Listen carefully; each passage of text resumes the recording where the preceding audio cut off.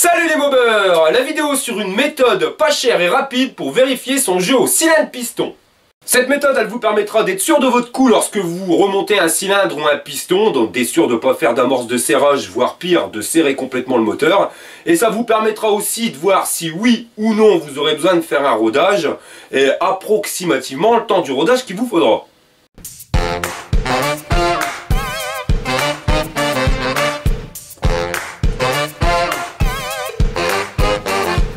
Alors pour commencer, on va répondre à la première question. C'est quoi un jeu cylindre-piston. Alors on va refaire une piqûre de rappel, mais tout le monde le sait. Là, on a un cylindre. À l'intérieur du cylindre, pour que le moteur tourne, il nous faut un piston. Donc il va faire des mouvements de va-et-vient. Voilà. Et pour que ça fonctionne, il faut que le piston, vous voyez, il puisse coulisser à l'intérieur librement. Donc le jeu au cylindre piston, c'est le jeu qu'il va y avoir, donc le jour qu'on va avoir entre notre piston et notre cylindre. Pourquoi il faut un jour? Parce que votre cylindre à l'intérieur, il y a une taille, donc on va prendre la taille mais vraiment super précis. Si votre piston, il fait exactement la même taille en diamètre extérieur que le cylindre en diamètre intérieur, même si vous arrivez à le rentrer dans le piston, il bougera pas librement. Donc automatiquement, ça va arracher tout l'intérieur, donc il va y avoir un frottement. S'il y a un frottement, automatiquement ça va arracher soit le nicacile, soit le piston. Enfin, vous allez tout arracher. Donc il vous faut un minimum de jeu, c'est-à-dire que le piston, en clair, soit plus petit que le diamètre de la chambre de combustion pour pouvoir permettre au piston de jouer librement. Mais il vous faut un jeu qui soit pas trop gros, mais pas trop petit non plus. Si votre jeu arrive carrément à être nul, vous voyez, si on a le piston qui est quasiment de la même taille que l'intérieur de la chambre de combustion, là c'est clair, on va avoir une super compression, mais vous allez arracher l'intérieur du moteur. Si par contre à l'inverse, le piston serait vraiment trop petit par rapport au diamètre intérieur du cylindre, le jeu sera tel que là vous aurez beaucoup moins de compression, donc certes c'est pour ça qu'il va arracher le nicacile, mais votre moteur il va tourner sur trois pattes comme on dit chez nous. Au niveau du jeu, on pourrait être pile poil, vous voyez, juste en dessous, mais vraiment un truc, vraiment une mesure vraiment légère au millième de millimètre. Mais le souci, c'est que ça va pas aller. Alors pourquoi ça ne va pas aller? Parce que votre moteur à froid, les métaux ils ont une taille, hop, terminé, le jeu est bon, ça coulisse, c'est nickel. Le problème, c'est que si le jeu est trop petit, on risque d'avoir des soucis. Pourquoi? Parce que qu'est-ce qui va se passer dans votre moteur quand il va se mettre à tourner? Il y a l'explosion. L'explosion, on est bien d'accord que ça chauffe. Donc ça va chauffer le cylindre, mais ça va aussi chauffer le piston. Donc ces métaux, comme c'est du métal, avec de matières différentes, vont se dilater de façon différente. La fonte ne va pas se dilater pareil que l'aluminium, ainsi de suite. Donc, comme le piston n'est pas là dans la même matière que le cylindre, vous aurez automatiquement une dilatation qui sera différente, et il y en a un qui aura plus tendance à gonfler que l'autre, donc à grossir. Donc il va vous falloir un minimum de jeu pour permettre au piston, avec ou même au cylindre, avec la dilatation, de toujours, voyez, se balader librement. Faudrait pas que à vide, à froid, vous voyez, votre moteur coulisse nickel, mais qu'à partir du moment où ça chauffe, le piston grossisse trop et devienne de la taille de l'intérieur du cylindre, et là automatiquement on serrerait le moteur. Alors dans ce tuto, on va pas rentrer dans les détails, enfin je vais parler de chiffres, mais vous voyez, ça va être un tuto qui va se faire à l'œil. On va pas utiliser de matériel bien spécifique pour pouvoir mesurer les jeux au piston, ainsi de suite. Pourquoi? Parce qu'il nous faut du matos de dingue, et surtout qui mesure très précisément, donc ça coûte une fortune quand on veut du matos qui fonctionne très bien. Et moi je trouve pas l'utilité d'acheter un truc qui coûte plus de 150 balles pour pouvoir mesurer, certes, mais alors vraiment bien précisément le jeu. Mais une fois que vous avez acheté le matériel, que vous savez le jeu, c'est bien beau, mais voilà, c'est pas ça qui va vous modifier le cylindre ou le piston. Après il faudra automatiquement acheter du matériel bien spécifique pour pouvoir retravailler soit le cylindre soit le piston. Donc voilà, moi je vais faire ces mesures là, à chaque fois je le fais à l'œil, vous allez voir ça fonctionne nickel. Bon certes c'est pas ça qui va vous permettre d'être super précis, qui va vous permettre de mesurer exactement si vous devez retravailler le cylindre, comment le retravailler, mais ça si vous êtes arrivé à ce niveau là, vous avez automatiquement le matériel spécifique. En clair pour ce tuto, c'est que ça sert à rien d'acheter des trucs à 150 balles si c'est pour s'en servir 3 fois dans l'année. Au niveau de la mesure du cylindre, des pistons, ainsi de suite, il y a un gars, c'est Yone, Tournoi Racing, donc je vous invite à regarder sa chaîne, c'est Tournoi Racing. Le gars c'est son boulot, voilà, c'est un préparateur de moteur. moteur, il partage toute sa passion, franchement il est génial. Regardez, allez vous abonner sur sa chaîne Tournoi Racing. Lui il fait un tuto où il montre exactement les outils, comment utiliser, comment mesurer, ainsi de suite.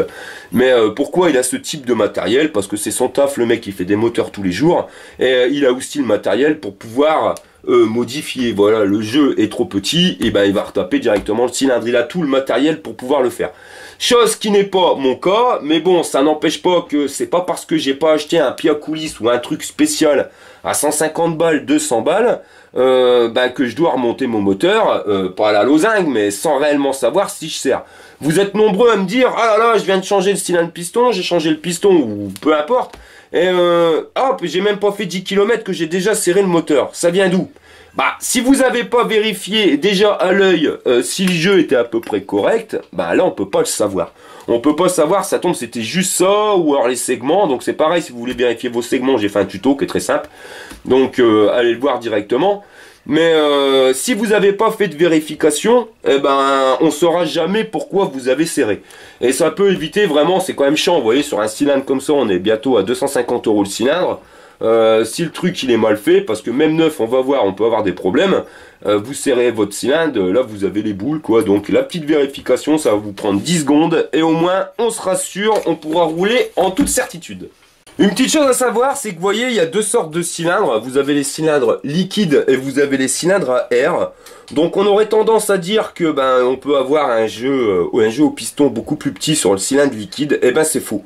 Vous voyez, c'est carrément l'inverse. Sur un cylindre liquide, sachez-le, vaut mieux avoir un jeu qui soit un petit peu plus gros que sur un cylindre à air. Alors vous allez me dire, pourquoi c'est stupide? Parce que le moteur liquide, il se refroidit mieux que le moteur à air. C'est vrai, le moteur liquide, il se refroidit mieux que le moteur à air, mais c'est là justement le problème. C'est si le moteur il chauffe, c'est pourquoi? C'est parce qu'il y a eu l'explosion à l'intérieur de votre chambre de combustion. La chambre de combustion, c'est là. Qu'est-ce qui s'y trouve? Il y a un piston, et il y a la chambre de combustion avec le cylindre autour. Donc ça pète là-dedans, ça chauffe là-dedans. Donc le piston, lui, il va chauffer sa mère, hein, c'est lui qui chauffe le plus. Donc lui, il prend l'explosion à chaque fois en plein dans les dents. Donc lui, il chauffe à mort. Mais le cylindre ici autour, c'est un cylindre à air, il chauffe aussi à mort. Donc les deux vont bien se dilater, donc vous voyez, on va dire qu'ils vont jouer grosso merdo en même temps. Donc il n'y a pas trop de soucis. Le souci sur un cylindre liquide, c'est le même. C'est que votre piston, lui, pareil, il va en prendre plein la tête, donc c'est lui qui chauffe. Il chauffe, donc il se dilate, il va grossir plus. Mais ici, le cylindre, il est refroidi à l'eau. Donc le refroidissement se faisant mieux, le cylindre chauffe moins qu'un cylindre à air. Donc comme il chauffe moins, il se dilate moins. Donc lui, il va se dilater autant que sur un cylindre à air, mais comme le cylindre que sur un piston à air, mais le cylindre, lui, comme il se dilatera moins que sur un cylindre à air, il faudra mettre un jeu qui sera plus gros, comme ça évitera le serrage. Pour être clair, moi je prends en considération quand même que sur un piston d'origine, donc 49,9, moi je compte 0,05 de jeu minimum. En dessous, franchement, ça craint du boudin, il y a des amorces de serrage qui risquent de se produire. Et max 0,15. Hein. Au-dessus, votre piston, il est trop petit et ça va pas aller. Donc, à quoi ça sert de visu, de voir directement les jeux au piston? Ça va vous permettre aussi de voir pour le rodage. Pourquoi? Parce que si votre piston, il est vraiment juste limite en dessous de la taille intérieure du cylindre, là votre rodage, donc le piston est à la limite de frotter, là votre rodage va être beaucoup plus long que si vous avez un jeu de 0,08. Si vous avez un jeu de 0,08, vous voyez, ça va pouvoir permettre la dilatation sans trop de soucis. Donc finalement le rodage, il n'y en aura pas réellement besoin. Au niveau des rodages, vous êtes nombreux à dire ah ouais maintenant il n'y en a plus, machin bidule. Non, ça dépend du cylindre que vous avez et du piston. Voilà, si vous avez un jeu qui est très bien, qui est parfait, le rodage, vite fait bien fait, à la Walligen choucroute, ça ira. Si par contre, on va le voir sur ces différents cylindres, hein, mais si par contre votre jeu est vraiment minime, là il va falloir faire un rodage parce que sinon ça craint du boudin et vous risquez de serrer. La technique vite fait bien fait pour pouvoir vérifier tout ça. Donc vous allez prendre votre cylindre. Sur votre cylindre, on est bien d'accord, vous avez la lumière d'échappement qui est ici. Donc ça va être la plus basse quand on va la retourner. Donc vous allez voir, vous allez poser ici votre cylindre donc sur un plan de travail, mais moi j'aime bien, vous voyez, c'est une petite mousse bien hermétique et on va appuyer. Pourquoi? Parce qu'il est vraiment important que ça soit bien étanche en dessous. Évitez de le faire sur les plans de travail type cuisine, vous voyez, cuisine équipée comme ça là. Parce que ça c'est pas bien lisse, c'est un peu granuleux, ça laisse passer l'air, donc voilà, c'est pas le top. Il faut vraiment faire comme s'il y avait la culasse, le joint de culasse, enfin tout qui était bien. Et on va venir donc presser sur notre mousse là directement, on va venir presser le cylindre. Ensuite, on va prendre le piston. On va lâcher le piston. Donc vous allez voir, à partir du moment où on lâche, donc on le met comme ça, hein, on l'engage dedans. On va le lâcher. À partir du moment où on va le lâcher, il va réagir en deux temps le piston. Le premier temps, c'est-à-dire qu'il va descendre très rapidement jusqu'à la lumière d'échappement. Pourquoi? Parce que là, il n'y a aucune compression qui se fait. Le piston, il descend, donc il va chasser l'air directement par les lumières, hein, lumière d'échappement ou d'émission. Mais à partir du moment où il va passer, donc il aura dépassé la lumière de l'échappement, là il n'y a plus rien. Donc c'est pour ça qu'il est important d'avoir une bonne étanchéité. Et là, le seul moyen de faire sortir l'air, ça va être de le dégager sur les côtés du piston. Donc plus le jeu au piston sera gros et plus le piston va descendre vite. Plus le piston va descendre lentement et plus le jeu au piston sera petit. Vous allez voir. Donc regardez bien déjà au niveau du deux temps, vous allez voir que ça va ralentir. Ça va aller vite et après ça ralentit. Voilà. Donc vous voyez, là le piston il descend tout doucement une fois qu'il a passé la lumière d'échappement. Il va descendre tout doucement, il descend bien fluidement, vous voyez. Il n'est pas trop rapide, pas trop lent. Et il est bon. Voilà, je dirais même qu'il est parfait le jeu au piston là. Nickel chrome. Donc là, vous pouvez installer, vous êtes sûr, ça va d'aller comme on dit chez nous. On va prendre un autre cylindre. Je vais prendre celui-ci. Vous voyez, donc cylindre tuner. Donc il est important quand vous faites ce test, de nettoyer le piston. Enfin, de faire comme... vous faites après le nettoyage, vous ne faites pas avant. C'est-à-dire que vraiment, juste avant de le remonter, vous nettoyez le piston et vous enlevez le segment. Il est important d'enlever les segments. Donc on va le faire sur un piston à air. Donc tuner. Et là on voit c'est quand même beaucoup plus long. Vous voyez, une fois que ça a passé la lumière d'échappement, ça ralentit, mais ça ralentit vraiment beaucoup. Donc là on a un jeu au piston qui est vraiment très petit.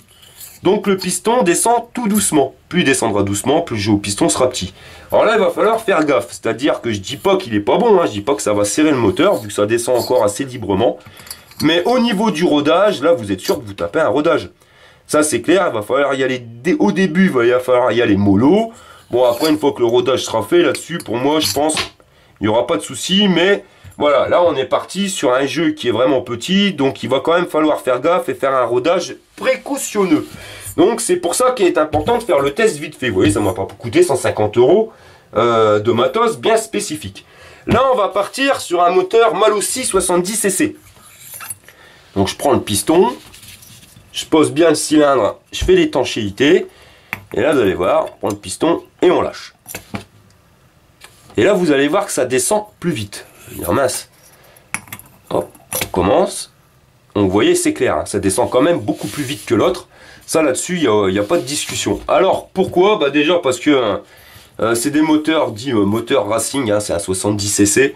Le but de ces moteurs, dans la logique, c'est sur circuit. Et sur circuit, il n'y a pas de rodage. Ça c'est clair et net, j'aimerais bien voir les mecs sur circuit roulent à 40 à l'heure parce qu'ils font le rodage, non c'est pas faisable quoi. Donc il n'y a pas de rodage sur ce type de moteur, voilà. Il ralentit, il part pas d'une balle Bosch direct jusqu'en bas, donc il y a un jeu au piston certes, mais qui doit être plus gros, hein, doit être aux alentours de 0,08. De toute façon pour être au top sur circuit c'est ça, 0,08, il faut toujours un jeu qui soit pas trop juste non plus quoi, il faut permettre de pouvoir aller vite.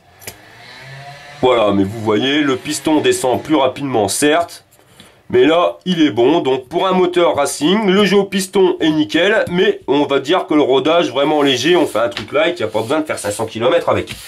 Maintenant, on va changer, on va partir sur un Polini 70 cc fonte. Vous voyez, là, pareil, on va faire le test, directement, et on lâche. Et là, on a même l'impression que ça descend encore plus vite. Donc là, celui-là, il a été rodé. Hein. Ça, c'est un piston qui a été rodé.